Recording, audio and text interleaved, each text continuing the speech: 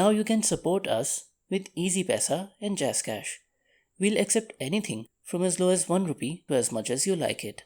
And please, do not forget to subscribe and share us. अब तक के साथ और ताउन का शुक्रिया.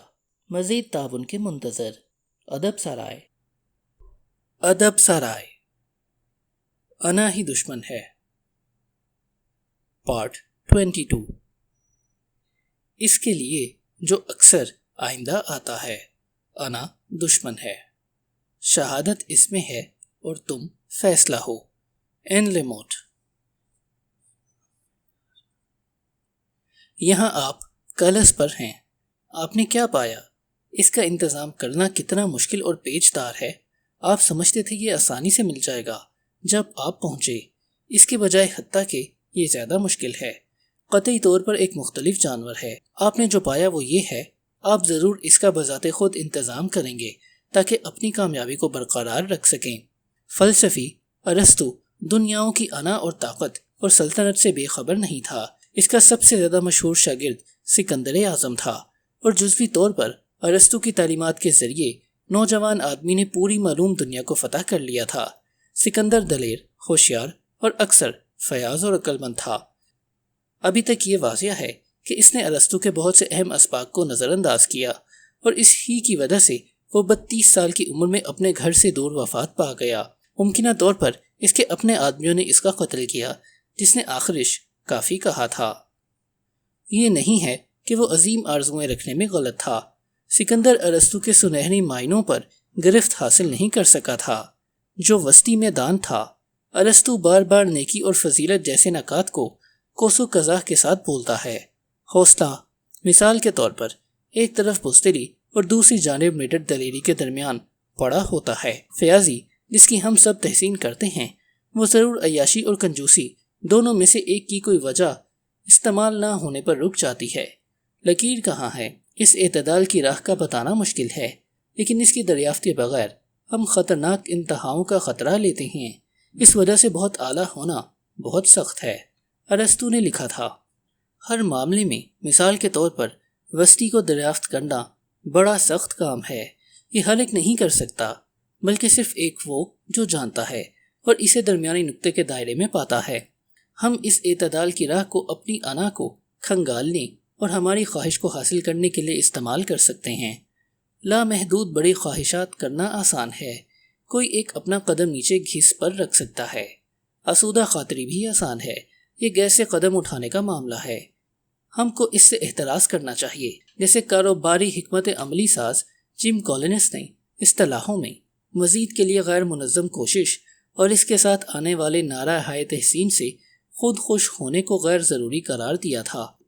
अरस्तु से दोबारा मुस्तहार लेते हुए जो मुश्किल है, वो सही मिक़दार में दुरुस्त वक्त पर सीधे रास्ते पर दुरुस्त मुद्दत वक्त के लिए सही कार जो सीधी सिमत में जा रहा हो पर दबाव है. अगर हम इसको नहीं करते, नताइज शदीद हो सकते हैं. नेपोलियन की एक कहावत है, जिसकी मौत भी सिकंदर की तरह अज़ियतनाक थी. इसने कहा, अजीम आरज़ुओं वाले लोगों ने खुशी को तलाश किया और शोहरत हासिल की. इससे इसकी जो मुराद है वो ये है कि हर हदफ की पुश्त पर खुशी और तकमील करने की हाँक होती है. लेकिन जब अनानियत काबू पा लेती है, हम अपने हदफ का रास्ता भटक जाते हैं और इसका इख्तिताम किसी ऐसी जगह करते हैं जिसका पहले सोचा भी नहीं होता. एमरसन ने नेपोलियन पर अपने मशहूर मज़मून में बड़े दर्द से इस नुक्ते की निशानदही की थी कि इसके मौत के चंद सालों के बाद यूरोप लाज़मी तौर पर वैसा हो गया जैसा नेपोलियन से पहले अपनी सीधी ढलान वाले उरूज पर था. वो सब अमवात, सब कोशिशें, वो लालच, वो इज्जतें किसके लिए थीं? बुनियादी तौर पर किसी के लिए ना थीं. नेपोलियन, इसने लिखा, तेज़ी से गायब हो गया जैसे धुआं तोप से गायब होता है. हार्वर्ड ह्यूज़ इसकी हालिया इज्जत के बावजूद एक किस्म का दलेर, लाउबाली, एक खुश इंसान नहीं था. कोई मसला नहीं था. इसकी ज़िंदगी तारीख़ या फिल्मों में कितनी पुरजलाल नज़र आती है.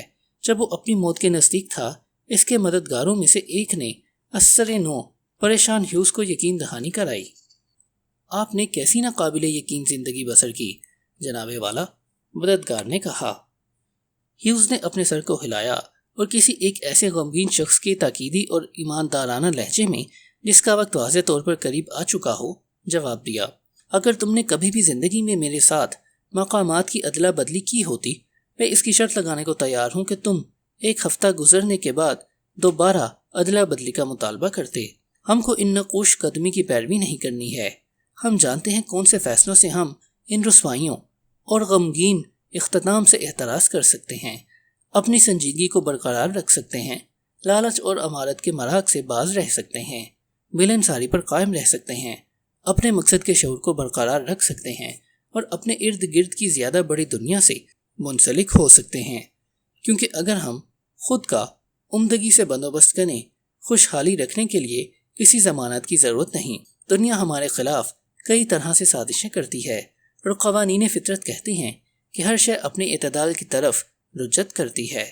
کھیلوں میں نظام الاوقات ایک سیزن میں فتح کے بعد زیادہ سخت ہو جاتا ہے۔ خراب ٹیم اچھے کھلاڑیوں کو خرید لیتی ہے اور تنخواہوں کی ایک ٹوپی ایک ٹیم کو یکجا برقرار رکھنے میں مشکل کا شکار ہو جاتی ہے۔ زندگی میں ٹیکس اوپر جاتے ہیں جتنا آپ زیادہ کماتے ہیں، اور معاشرہ آپ پر ناجائز ذمہ داریاں مسلط کرتا جاتا ہے۔ میڈیا ان پر پہلے کے مقابلے میں زیادہ سخت ہو جاتا ہے۔ افواہیں اور گپ شپ شہرت کی قیمت ہوتی ہیں۔ وہ شراب نوش ہے، وہ خوش ہے، وہ ایک منافق ہے، وہ کتیا ہے۔ مجمع غریب کے لیے جڑیں پکڑتا اور فاتحین کے خلاف کھودتا ہے۔ یہ زندگی کے حقائق ہیں، کون ان تمام کے انکار کرنے کو برداشت کر سکتا ہے؟ طاقت دینے کی بجائے یہ ہمیں دھوکے میں مبتلا کرتے اور ہم ان کو طے شدہ امر سمجھتے ہیں۔ ہم بہتر ہے کہ اپنا وقت قسمت کی تبدیلی کی تیاری میں صرف کریں جو ناگزیر طور پر زندگی میں وقوع پذیر ہوتی ہے۔ کون جانتا ہے، ہو سکتا ہے نیچے گرایا ہوا ٹھیک وہ ہو جو آئندہ ہمارے مقابل آئے۔ بدتر ہو سکتا ہے آپ اس کا سبب ہوں، صرف اس وجہ سے کہ تم نے کچھ شے کبھی کی تھی۔ اس کے معنی یہ نہیں کہ تم اسے ہمیشہ کرو گے۔ اس کا الٹ اور رجعتیں زندگی کے دائرے کا کسی دوسری طرح کے ایک بہت بڑا حصہ ہیں، لیکن ہم اس کا بھی بندوبست کر سکتے ہیں۔ حصہ سوئم، ناکامی۔ ہم یہاں کسی بھی سفر کے علاقائی مرض کا تجربہ کر رہے ہیں۔ شاید ہم ناکام ہو چکے ہیں، شاید ہمارا مقصد بدل کر حاصل کرنا توقع کے مقابلے میں زیادہ سخت ہو گیا ہے۔ کوئی ایک بھی مستقل طور پر کامیاب نہیں ہوتا اور نہ ہی کوئی کامیابی پہلی کوشش میں پاتا ہے۔ ہم سب اس شاہراہ پر راہ کے روڑے بنتے ہیں۔ انا نہ صرف ہمیں ان حالات کے لیے غیر تیار چھوڑتی، یہ اکثر ان کی وقوع پذیریوں کو پہلے مقام پر کرنے کے لیے خدمت کرتی ہے۔ وہ اس طریقے کے ذریعے دوبارہ ابھرنے کے طریقے، اثر نو دھارا بدلنے اور ذاتی باخبری کو بڑھاتی ہے۔ ہم کو اپنی یا کسی دوسرے کی ہمدردی کی ضرورت نہیں۔ ہم کو مقصد، طبیعت کا سکون اور صبر چاہیے۔ جو بھی ناکامیوں اور چیلنجز کا سامنا آپ کرو گے، انا دشمن ہے۔ اسی وجہ سے انسانیت کو ہمارے غم کے مقابلے میں خوشی سے ہمدردی کرنے میں زیادہ مددگار بنایا گیا ہے کہ ہم اپنے صاحبان ثروت کی نمود و نمائش کریں اور اپنی غربت کو چھپائیں۔ کوئی شے جذبات کو اتنی ٹھیس پہنچانے والی نہیں ہوتی جتنی لوگوں کی رائے پر اپنی تکلیف کے اظہار پر مجبور ہو جانا اور یہ محسوس کرنا گو کہ ہماری حالت انسانیت کی آنکھوں کے سامنے کھلی ہوئی ہے۔ کوئی بھی فانی اس میں سے نصف کو بھی بانٹ نہیں سکتا جو تکلیف ہم برداشت کر رہے ہوتے ہیں۔ Adam Smith. اپنی زندگی کے پہلے نصف میں کیتھرین گراہم نے ہر شے کو بہت ہی زیادہ درست انداز میں جاتے ہوئے دیکھا۔ اس کے والد یوجین میئر ایک مالیاتی ذہانت تھے جس نے اسٹاک مارکیٹ میں قسمت بنائی تھی۔ اس کی ماں خوبصورت ہونے کے ساتھ ساتھ درخشاں عمرانیت طبع تھی۔ بچے کی حیثیت سے کیتھرین ہر چیز بہترین رکھتی تھی۔ بہترین اسکول، بہترین اساتذہ، بڑے مکانات اور ملازمین کی فوج اس کے حکم کے انتظار میں کھڑی رہتی تھی۔ سن 1933 میں اس کے والد نے واشنگٹن پوسٹ اخبار کو خرید لیا۔ اس وقت وہ ایک جدوجہد کرنے والا لیکن اہم اخبار تھا جس کا اس نے طرز عمل بدل دیا۔ واحد بچی اس میں کوئی بھی سنجیدہ دلچسپی کا اظہار نہیں کرتی تھی۔ کیتھرین نے وراثت میں اخبار پایا۔ جب وہ زیادہ عمر رسیدہ ہو گئی، اس نے اس کا انتظام اپنے مساوی متاثر کن شوہر فلپ گراہم کے سپرد کر دیا۔ وہ دوسری ہارورڈ ہیوز نہیں تھی جو اپنے خاندان کی قسمت کو ضائع کر دیتی۔ وہ ایک دوسری دولت مند بچی نہیں تھی جو زندگی کا آسان راستہ اپناتی کیونکہ وہ ایسا کر سکتی تھی، لیکن یہ ایک آرام دہ زندگی تھی۔ اس کے بارے میں کوئی سوال نہیں تھا۔ وہ اپنے الفاظ میں اپنے شوہر والدین کی پتنگ کی دم بننے پر مطمئن تھی۔ پھر زندگی نے ایک موڑ لیا۔ فلپ گراہم کا رویہ بتدریج بڑھ کر متلون ہو گیا۔ وہ بہت زیادہ شراب پیتا تھا۔ اس نے دلیرانہ فیصلے کیے اور ان اشیاء کو خریدا جن کی وہ استطاعت نہیں رکھتا تھا۔ اس نے نت نئی عشق و محبت کی شروعات کی۔ وہ اپنے ہر جاننے والے کے سامنے اپنی بیوی کی توہین کرتا۔ دولت مند لوگ مسئلہ ہوتے ہیں، درست۔ اس کی وجہ سے وہ کئی سنجیدہ ذہنی ناکارگیوں میں مبتلا ہو گیا اور کیتھرین نے اس کی صحت مندی کے لیے تیمارداری بھی کی۔ لیکن ایک رات اس نے خود کو شکاری بندوق سے مار کر خودکشی کر لی، جبکہ کیتھرین ملحقہ کمرے میں سو رہی تھی۔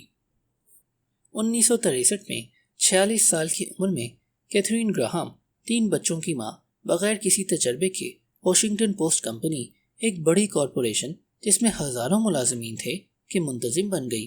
وہ تیاری کے بغیر بزدل اور معصوم تھی۔ حالانکہ علمیائی طور پر یہ واقعات بالکل ٹھیک ایک طوفانی انقلاب کی ناکامی نہیں تھے۔ گراہم ابھی تک دولت مند، ابھی تک سفید، ابھی تک مراد یافتہ تھی۔ ابھی تک یہ وہ نہیں تھا جس کے لیے زندگی نے اس کے واسطے منصوبہ بندی کی تھی۔ یہاں ایک نکتہ ہے، ناکامی اور نحوست رشتہ دار ہیں، اور ہمارے لیے ہر ایک منفرد ہے، تقریباً بغیر کسی استثناء کے۔ یہ وہ ہے جو زندگی کرتی ہے، یہ ہمارے منصوبے اٹھا لیتی اور انہیں ٹکڑے ٹکڑے کر کے بکھیر دیتی ہے، کبھی کبھار ایک مرتبہ، کبھی کبھار بے شمار مواقع پر۔ ادب سرائے۔